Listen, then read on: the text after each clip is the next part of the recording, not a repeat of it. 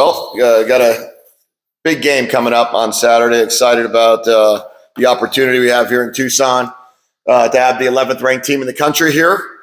They're playing outstanding football. Won 16 out of the last 20 games, and sitting here at 6-1 this year. And two teams coming off byes, so two teams that are ready to roll, two teams that are excited, healthy, and I think it should be a great football game. Love to see the place get sold out. Love to see a great crowd on Saturday evening. I know it's another 7:30 kickoff this week and again next week. And apologize to you guys in advance that you might have to be up there late writing. But hopefully one of these days we'll get an early kickoff. It will be good for our kids, be good for the families, good for our fans, good for recruits. But we will play when they tell us to play, and we'll play our best game on a Saturday evening. All right. Oh, excuse me. So Jay on the back. Jedd, been a lot of discussion with the quarterbacks in the league this year. Like three of the ones whose names have been mentioned, last three games. Where does DJ fit in there? How is he like? How is he like them and not like them? Yeah, I think all the quarterbacks in this league that we've played, I guess these last three, DJ, and then I don't know what UCLA is doing right now. They're playing with Garbers or more, but they're all elite quarterbacks. We got a great league of quarterbacks. DJ has come in and really gave a great spark to their passing game. I think they're up maybe 30 or 40 yards a game. They're playing at they're making explosive plays down the field. They're hitting on those deep crossing routes and big plays down the field that have really enabled them to take their offense one step further. And he's also making good decisions in the red zone. They're the number one red zone team in the country. They're 25 out of 25 down there. And so I would say that he's another great quarterback that we're going against. I've known of him throughout his time when he was recruited to go to Clemson, and then certainly know, watching him play now that it's another good quarterback we're going to play. And we've got good quarterbacks, and they got good quarterback, and it'll be a good game. Justin and then Dave. How much of an impact has your Julio made for your team this year? Ty's done. He's made an impact even starting in last year. He had that huge sack against UCLA in the Rose Bowl game when we played them at their place. He's been a great asset for our program as a true freshman last year, and now this year. We kind of played him inside, then we played him outside, then we back playing him inside, kind of moved him around. He's sitting at that, 270-pound mark, so we're able to kind of do what we want with him, maybe 265. But he's done a great job of playing defensive end for us, holding the point, being able to be on top of those tight ends. And we need a huge game this week from our defensive line. I hate that I have to ask, but there was a Sports Illustrated story that came out that talks about your connection to the Connor Stallions. How can you address that? And what was his role here when he was here? Yeah, he had no role here. He's never been a part of Arizona football. He's never been employed by Arizona football. He's the last time I've seen Connor Stallions or talked to Connor Stallions was April of 2021. I think he came to our spring game. But I've known him. I knew him when I was at Michigan in 2016. He was a student assistant at Navy. And came by and wanted to volunteer and start working because of his love for Michigan football. And that was kind of the extent. Met him a couple times throughout the years. And then he's a hardworking kid that they got a weird situation going on over there in Ann Arbor, but that has nothing to do with Arizona football or nothing to do with what we do here. His start to college football, did you see a little bit of maybe yourself in him? Just how his path to coaching? Yeah, I don't know him well enough really to even be able to judge on that. I could just say that he was someone that went to Navy. I knew that, graduated from Annapolis, and then tried to get involved in coaching. David. Jedd, at least this season, it seems like when you win the toss, generally you'll take the ball. Washington State opted to defer. Was there a science in defense on the field? No, they won the toss at Washington State, and they took the ball. The week before against SC, we won the toss and we deferred. We've gone back and forth. We talk about it. We kind of have an idea of, some of it's how do we feel we're playing. Some of it's how do we feel, by who do we want to put out first. Some of it's just based upon, my thoughts in the end of the half, start of the second half. That's a big thing for me is those middle eight. We've talked about that before. And I think we took the ball early on. We took it, first drive. We wanted to, against NAU, we wanted to get down there and score. And then we tried to replicate that against Mississippi State and didn't have success. And then we've kind of gone back and forth on it. But we'll see what it looks like on Saturday night. I'm still not sure what we'll do if we win the toss. Actually, they'll be calling it. So we'll see what happens. Go Brian and then Justin. Do you have a decision yet on the quarterback, or are you keeping that until game time? Yeah, I'm going to keep that till game time right now. I think they're both ready to play, though. I think they're both ready to play, and we'll have to see, how it's all going to end up. But right now, they're both going to be dressed, both going to be participating in warm-ups, and both prepared regardless of who goes in. Oregon State brings in a second quarterback for a specific series. Could you see yourself using a second as a package? Yeah, we've thought about that and we've talked about that. Brian.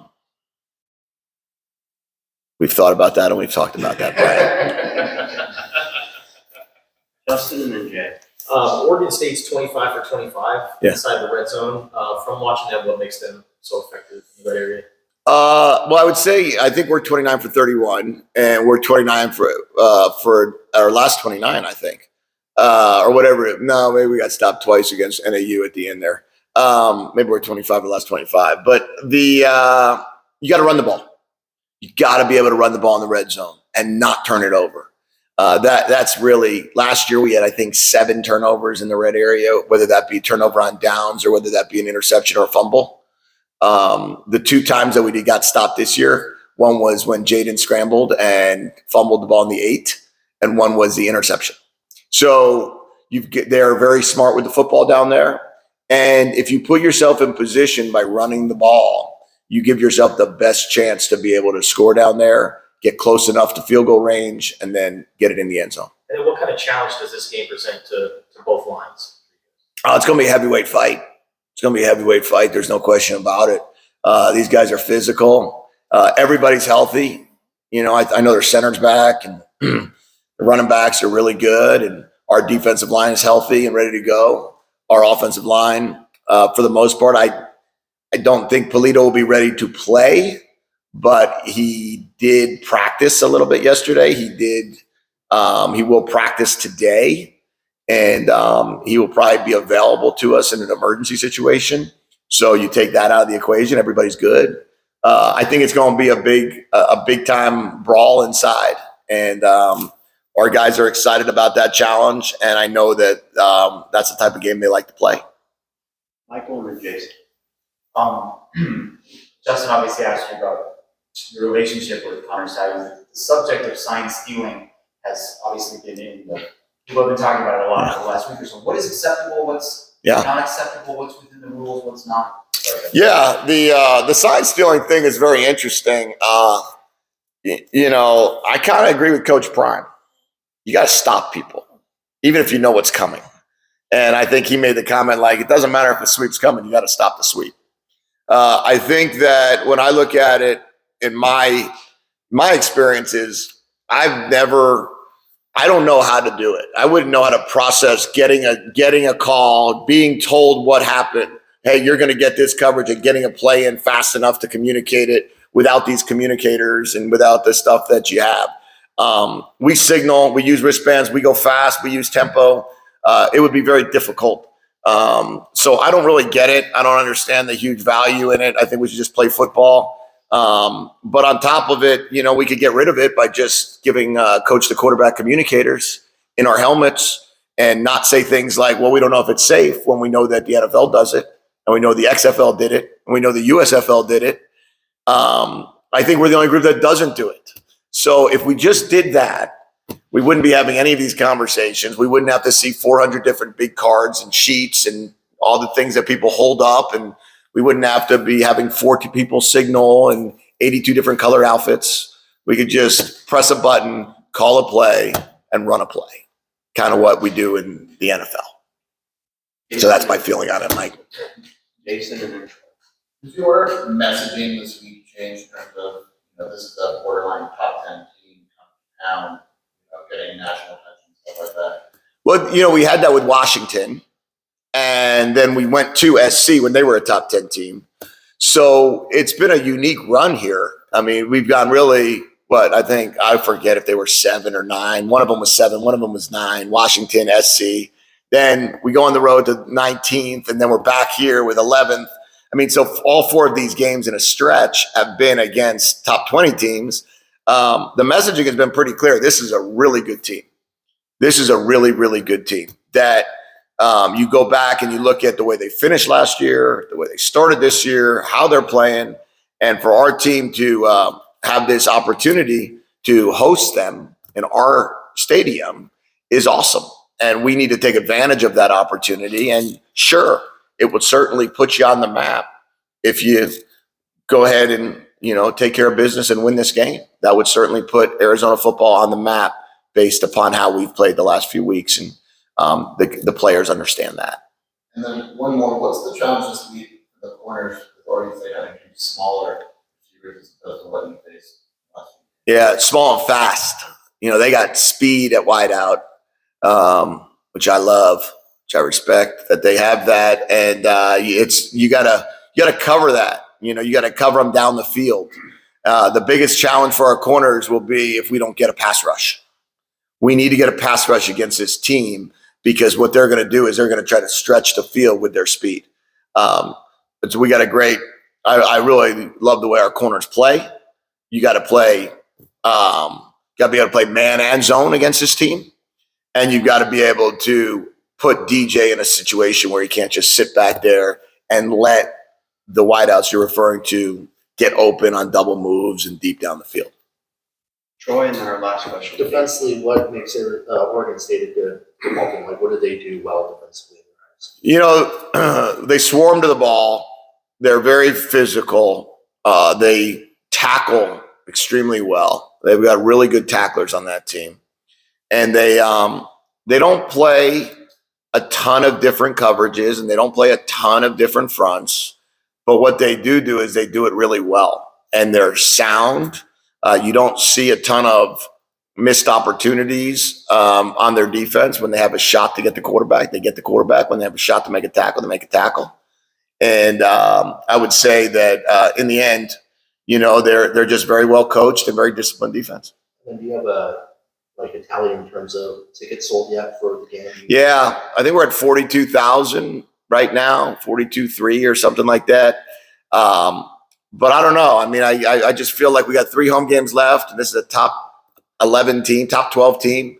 Like, come to the game. Come to the game. And that is my feeling. They're expecting another couple thousand sold in the next couple of days, but I believe we should be able to sell out this game, be able to sell out the next one, and be able to sell Utah. Last question with David. So you mentioned in terms of the helmet communicator, a safety concern. What exactly is the concern about that? Is it just having a electrical device inside the helmet, or? I have no idea. That's just what I read. There is no safety concern because all the teams in the NFL and everyone else does it. I think there was discussion about warranties on helmets. There was discussions on, adding a speaker, not adding a speaker. The biggest thing about that, though, is you can't just let it go rogue. You can't just say everyone gets a speaker in their helmet. Everyone can just talk for as long as they want to talk. Like, you got to be able to put a plan in place if you're going to go to that, very similar to the NFL, where the headset shuts off at 15 seconds. So you have from 40 to 15, and then it's over. You have one guy on offense with a helmet speaker, one guy on defense with a helmet speaker.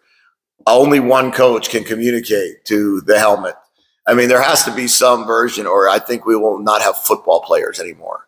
Could you imagine just somebody in your ear the whole time while you're talking, trying to play the game and be able to play? They'd all just walk out and play with helmetless. Bring back the leather helmets. So we have to, if we're going to do it, which they're talking about doing it for the bowl season, we're going to have to do it in a manner that we understand how to regulate it.